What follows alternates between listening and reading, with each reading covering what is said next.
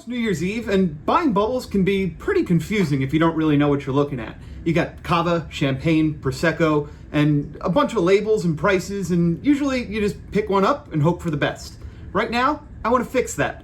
In Champagne, there's three main grapes that are making up all the wines. You're looking at Chardonnay, Pinot Noir, and Pinot Meunier. Let's talk about the soil. You'll notice that this is really lightly colored soil, and that's because it's made up of chalk. Chalk is uber porous, which means that it has great drainage. Because this soil is so bright white, it's reflecting the sun back up onto the canopy above.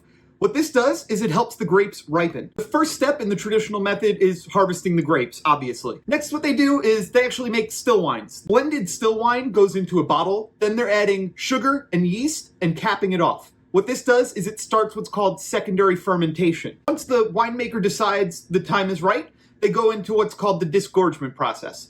The next step is that they pop the cap off and the yeast gets pushed out by the force of the CO2 built up behind it. A lot of the time when people buy champagne, they're kind of just going with the big names. You know, Moet, Veuve. Are these my favorite though? Not quite. One of my favorite values when it comes to champagne is Nicolas Fouliat. They make a great Brut and a great Brut Rosé that they're pretty affordable as far as champagnes go. If you do want to go higher end, there's plenty of options out there for you as well. Dom Perignon, definitely going to be the most popular of those and the most widely known, but you could also go with something like Le Belle Epoque Rosé if you want to go for rosé bubbles, or if you really want to get refined and elegant, I would say Paul Roger, Winston Churchill, that's awesome stuff.